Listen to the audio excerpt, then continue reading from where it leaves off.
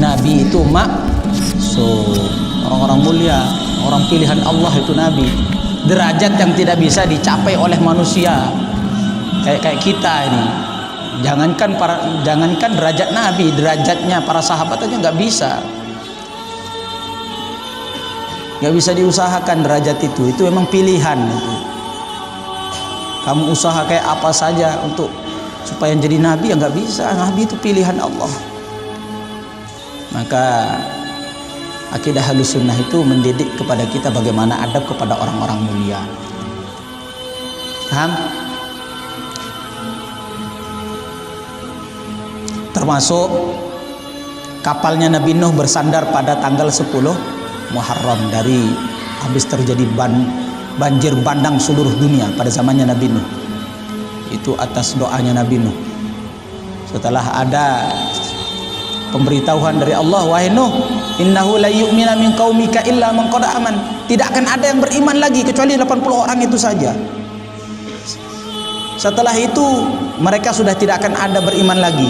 Maka Nabi Nuh akhirnya beliau berdoa kepada Allah, ya Allah, kalau tidak ada yang akan beriman, buat apa mereka hidup di dunia? Rabbi la tadhar 'alal ardi minal kafirin dayyara. Rabbi la tadhar 'alal ardi minal kafirin dayyara. Jangan engkau sisakan ya Allah orang-orang kafir hidup di dunia ini.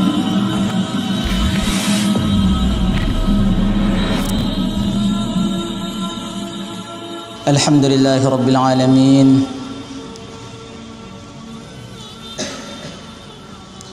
Wassalatu wassalamu ala Sayyidina Muhammad al-Amin wa ala alihi wa sahbihi ajma'in, amma ba'd. Subhanaka la ilma lana illa ma 'allamtana innaka antal alimul hakim. Amma ba'd. Qala al-Hafidh ad-Dimyati nafa'ana Allah bihi wa bi'ulumihi fid darain, amin.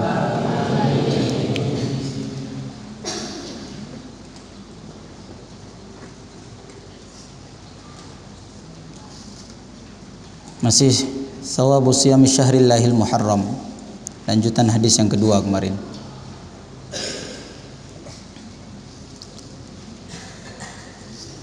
Fadilah puasa pada bulan Muharram. Wa an Jundab bin Sufyan radhiyallahu ta'ala anhu, dari Sayyidina Jundab bin Sufyan radhiyallahu ta'ala anhu, qala, beliau mengatakan, kana adalah Rasulullah sallallahu alaihi wasallam, Rasulullah sallallahu alaihi wasallam yaqul, beliau bersabda, inna afdalas salati, sesungguhnya seutama-utamanya salat, ba'dal faridati, setelah salat fardu, as-salatu adalah salat fi jawfil laili, di tengah-tengah malam.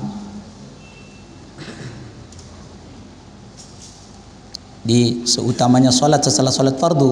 Kalau salat fardu sudah enggak diragukan lagi, namanya fardu.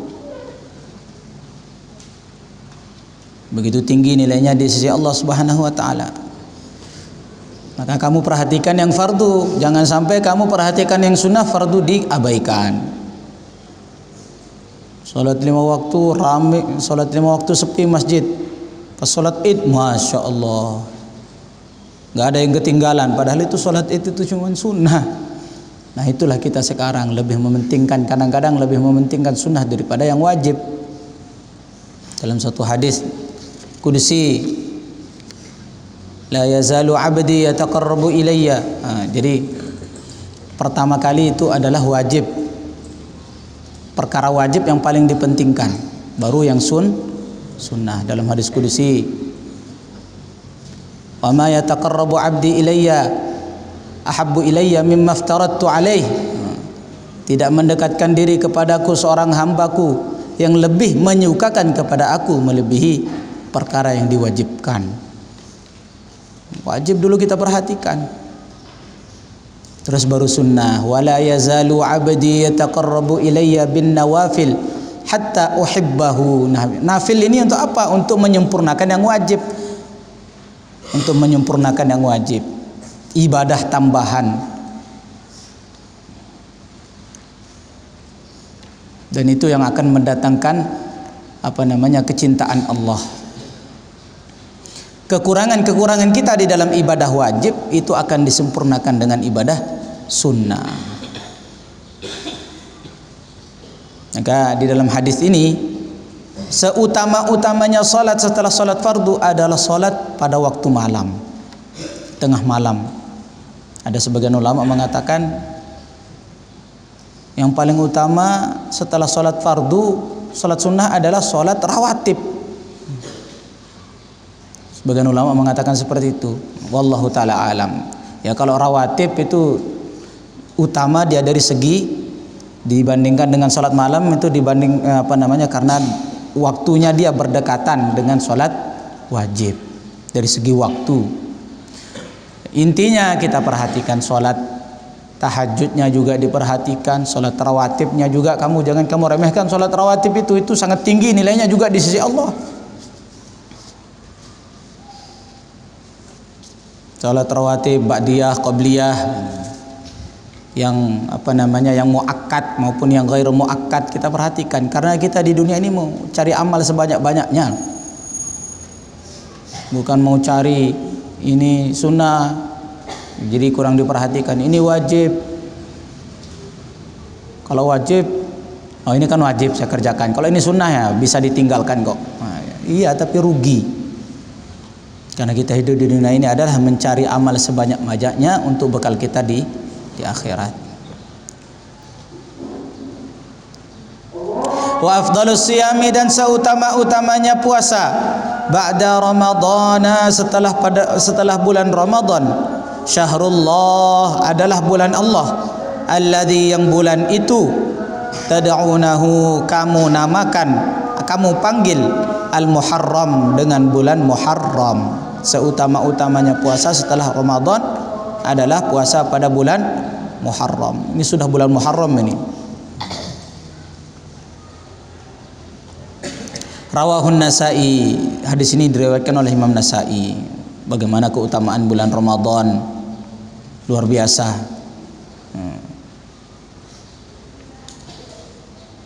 Nah, keutamaan bulan Muharram ini setelah bulan Ramadan.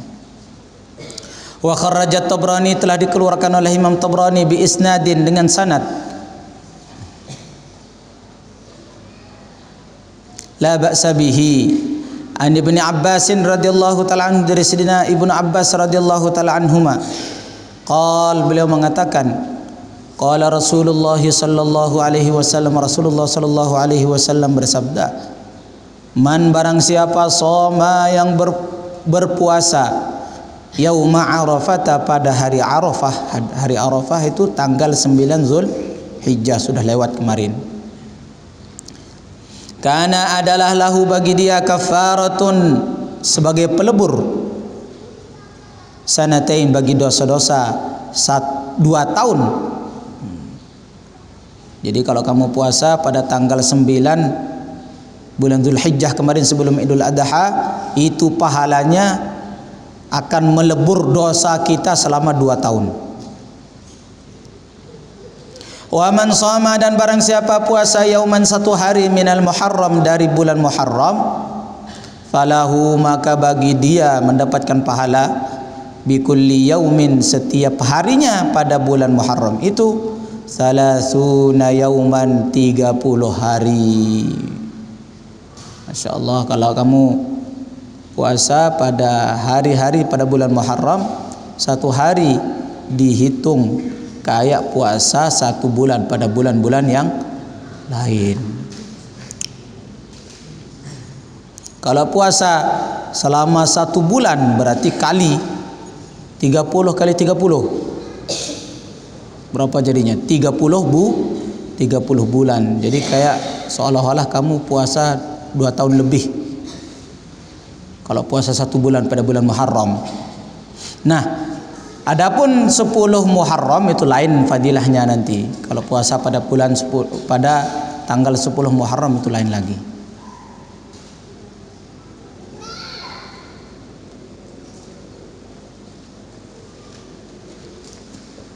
Puasa ini ibadah yang sangat tinggi nilainya di sisi Allah. Salat juga sangat tinggi nilainya di sisi Allah. Salat tahajud pada waktu malam, itu kamu juga perhatikan. Puasa-puasa pada bulan-bulan yang dimuliakan oleh Allah juga kamu perhatikan. Kalau tahajud itu bagi Rasulullah itu diwajibkan. Dan sebagian ulama itu kalau tahajud bagi Rasulullah itu difardukan. Menunjukkan bahwa ini sangat mulia. Salat tahajud enggak pernah ditinggalkan oleh Rasulullah. Tapi bagi kita sunnah.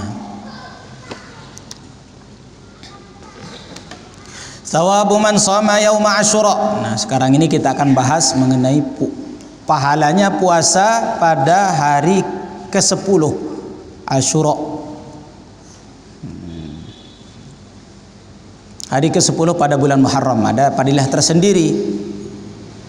Karena tanggal 10 Muharram itu, pada hari tanggal 10 Muharram itu banyak kejadian-kejadian yang luar biasa terjadi pada bulan 10 Muharram, tanggal 10 Muharram. Makanya termasuk diantaranya adalah diselamatkannya Nabi Musa dari kejarannya Fir'aun. Di dalam kitab-kitab itu, di dalam kitab Tanbihul Ghafilin juga diceritakan, di antaranya ada 10 keistimewaan tanggal 10 Muharram. Yang pertama, taballahu Adam. Taballahu ala Adam. Pada tanggal seperti itu Allah menerima taubatnya Nabi Adam. Maknanya Nabi Adam itu berbuat salah apa enggak? Nah, itu juga jangan kamu ikut-ikut mengomentari bahwa Nabi Adam itu berbuat dosa. Kalau Allah Subhanahu wa taala ya berhak saja menyalahkan siapa saja kalau bagi Allah. Sedangkan kita tidak berhak, karena derajatnya para nabi itu adalah maksum, terjaga daripada dosa. Nah, bisa jadi taubatnya nabi itu maknanya dari taubat dari derajat yang bawah menuju derajat yang ke atas. Paham? Bisa jadi maknanya taubat dari derajat bawah menuju derajat yang atas. Bukan maknanya taubat dari dosa saja, tidak. Paham ini? Kayak Rasulullah loh. Rasulullah itu di dalam beberapa riwayat disebutkan setiap beliau duduk itu baca istighfar 100 kali. Bahkan dalam satu riwayat Rasulullah tidak kurang dalam sehari itu membaca istighfar 100 kali. Apa maknanya istighfar? Minta ampunan kepada Allah. Apakah Rasulullah itu berbuat dosa? Sedangkan dalam akidah Ahlussunnah para nabi itu adalah maksum. Lalu apa maknanya taubatnya Rasulullah, maknanya istighfarnya Rasulullah setiap hari itu apa? Nah, ulama menjelaskan maksudnya di situ adalah taubat dari derajat bawah menuju ke derajat yang atas. Bukan kayak kita, kalau taubatnya kita dari dosa. Kalau para nabi itu nggak punya dosa kok, nabi itu maksum. Makanya kalau ada cerita-cerita yang Israiliyat, cerita-cerita umat dahulu, cerita tentang nabi-nabi dahulu yang kelihatannya meremehkannya nabinya, itu nggak benar, itu menurut akidahnya kita. Ada yang mengatakan Nabi Daud itu naksir kepada istrinya seorang. Akhirnya padahal perempuan tadi itu punya suami. Maka Nabi Daud katanya memanggil suaminya wanita tadi itu, disuruh perang sop depan biar dia mati. Habis mati diambil istrinya. Diceritakan seperti itu. Masa Nabi kayak gitu? Sedangkan di dalam akidah kita Nabi itu maksum, orang-orang mulia, orang pilihan Allah itu Nabi. Derajat yang tidak bisa dicapai oleh manusia. Kayak kita ini. Jangankan derajat Nabi, derajatnya para sahabat aja nggak bisa. Gak bisa diusahakan derajat itu memang pilihan itu. Kamu usaha kayak apa saja untuk supaya jadi nabi ya nggak bisa. Nabi itu pilihan Allah. Maka akidah Ahlussunnah itu mendidik kepada kita bagaimana adab kepada orang-orang mulia. Paham?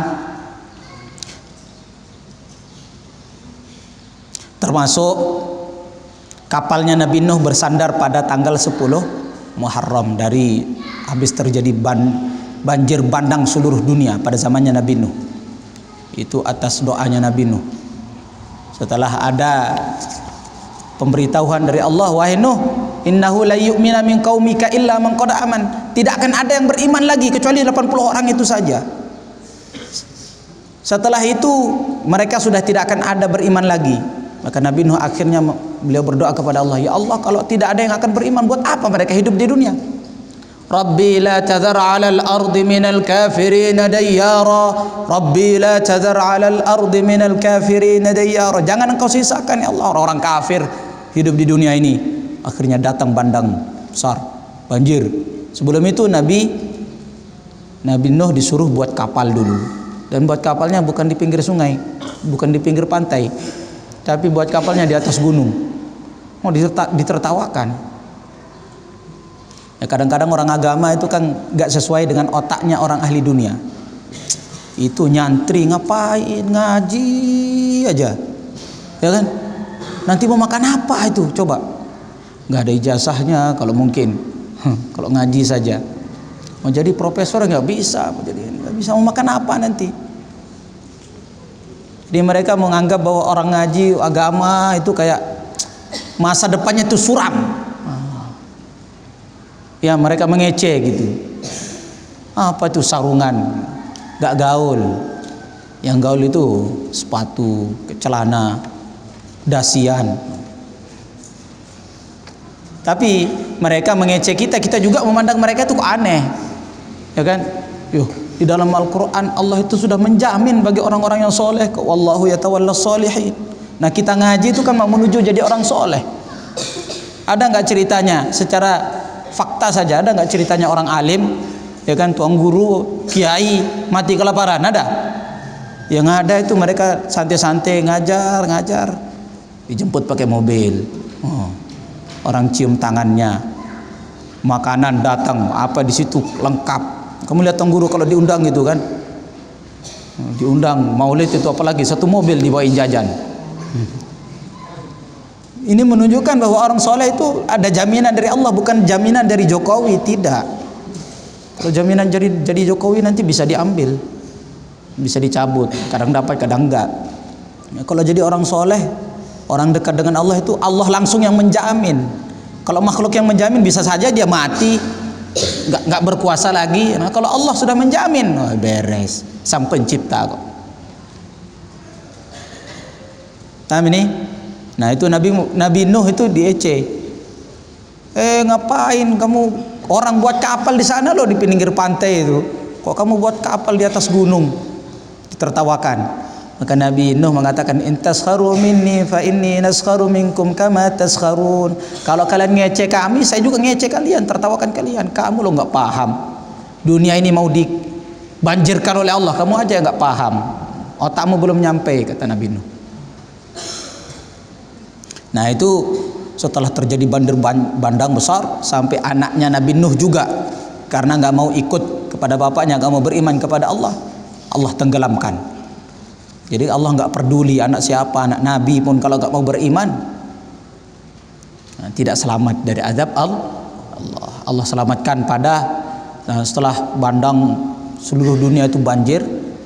Nah, habis selesai banjir Allah selamatkan kapalnya Nabi Nuh di Gunung Judi itu pada hari tanggal 10 Muharram. Sebagian ulama juga mengatakan tanggal 10 Muharram itu wulida Ibrahim, di sana dilahirkannya Nabi Ibrahim pada tanggal 10 Muharram. Ada juga satu riwayat yang tidak masyhur, riwayat yang Allah Ta'ala alam itu derajatnya riwayat itu. Ada yang mengatakan di kitab Tanbihul Ghafilin, di situ disebutkan bahwa Rasulullah lahir pada tanggal 10 Muharram. Tetapi yang masyhur adalah Rasulullah lahir pada tanggal 12 Rabiul Awal. Itu yang masyhur, yang kita kan hari-hari peringati itu Maulid.